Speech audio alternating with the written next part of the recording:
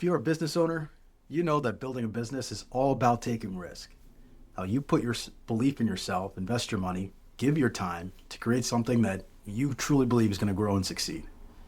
Now, we know that your business will eventually fund your retirement and potentially create a multi-generational family enterprise. But there's one area of risk you shouldn't be taking, and that's with your estate plan. Now, generally, it's a conversation we have with our more entrepreneurial clients, and most of the time, it's not top of mind. You got so many other things going on. But your estate plan is critical, and it needs to cover your wealth and safeguard your family, and also needs to ensure that the business can carry a plan for eventual sale or wind down. So what can you do? So first things first, start with the foundational documents. At a minimum, you'll need a will, a power of attorney, and a healthcare directive. Why is that? Well, these documents appoint someone you trust to manage your finances if you're incapacitated. And eventually, if something happens to you, they would be able to make healthcare decisions for you as well. Additionally, especially if you have minor children like myself, who are 6, 4, and a 3-year-old, wills are a standard estate planning document, and in some cases, trusts can come into play as well. Now, trusts are just a bit more flexible than wills, and they're not subject to probate. So this means you can save time and money and avoid public disclosure of those assets. Now, trusts can also be set up so that children receive an inheritance in a way that is best for them. Second, plan for tax efficiency.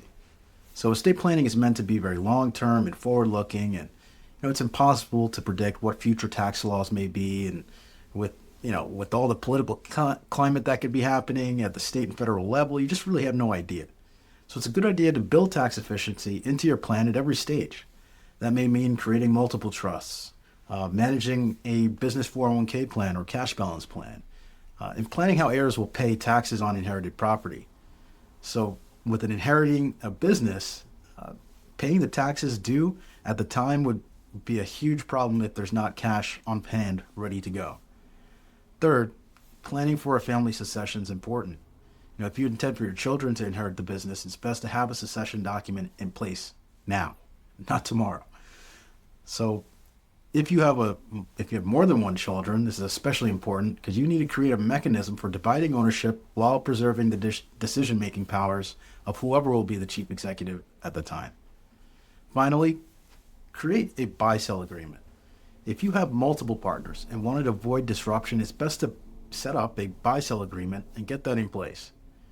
A buy-sell agreement grants existing owners the right to buy out the existing owner's share of the business using a preset valuation formula. It's the most optimal way to protect you and those around you as you're thinking about your exit plan. And at the end of the day, there's a lot more to a successful estate plan, but some of it is included in your day-to-day business planning. Now, if you intend to have a multi-generational business, planning to incorporate family members and provide training opportunities and hand over the reins, this should be an ongoing process. Sitting down with a team, including your financial advisor, an attorney, an accountant, to build a comprehensive estate plan is something you should do sooner than later.